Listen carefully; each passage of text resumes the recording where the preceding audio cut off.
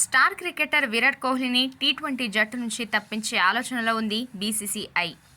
T20 world కప్కు కోహ్లీని ఎంపిక చేయవద్దని decide అయినట్టు సమాచారం. వెస్టిండీస్ యూఎస్ఏలో ఈ ఏడాది జూన్లో టీ20 ప్రపంచ కప్ జరుగుతుంది. గ్రూప్ స్టేజ్ మ్యాచ్లు తప్ప మిగిలినవన్నీ వెస్టిండీస్లోనే జరుగుతాయి. ఇక్కడి పిచ్లు చాలా స్లోగా ఉంటాయి. అక్కడి పరిస్థితుల్లో యాంకర్ ఇన్నింగ్స్ ఆడే కోహ్లీ జట్టుకు భారమని బీసీసీఐ ఆలోచిస్తోంది. 2013 నుంచి ఐసీసీ ట్రోఫీలేవి ఇండియాకు రావట్లేదని బీసీసీఐపై తీవ్రమైన ఒత్తిడి ఉంది. అందుకే 3 నెలల్లో ప్రారంభమయ్యే టీ20 వరల్డ్ కప్ ముందు కొన్ని కఠినమైన నిర్ణయాలు తీసుకోవాలని బీసీసీఐ డిసైడ్ అయింది. టీమిండియా నుంచి విరాట్ కోహ్లీని తప్పించడం అంటే అంత ఈజీ కాదు. అభిమానుల నుంచి ఆగ్రహం వ్యక్తమవుతుంది. క్రికెట్ వర్గాల్లో సంచలనం రేగుతుంది.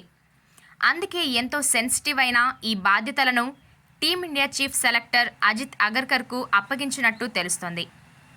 విరాట్ కోహ్లీకి ఎలాగోలా నచ్చచెప్పడానికి అగర్కర్ ప్రయత్నిస్తున్నట్టు సమాచారం. టీ20 ఫార్మాట్కు తగ్గట్లుగా తన స్టైల్ మార్చుకోమని కోహ్లీకి అగర్కర్ ముందే చెప్పాడని అంటున్నారు. ఆఫ్ఘనిస్తాన్ సిరీస్లో దూకుడుగా ఆడటానికి ప్రయత్నించిన కోహ్లీ అంతగా రాణించలేదు. 2 మ్యాచ్ల్లో 29 పరుగులే చేశాడు.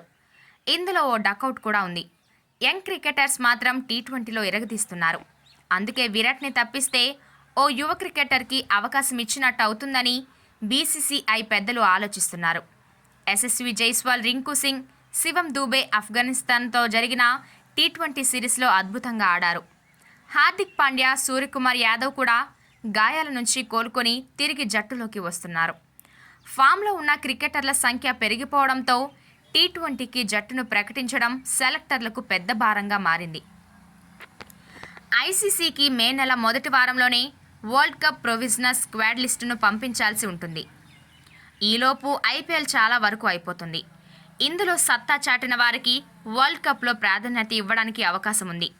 అందుకే ప్రస్తుతానికి కోహ్లీకి రెస్ట్ ఇచ్చే ఆలోచనలో బీసీసీఐ ఉంది. అందుకు కోహ్లీ ఏమంటాడో, ఫ్యాన్స్ ఎలా రియాక్ట్ అవుతారో చూడాలి.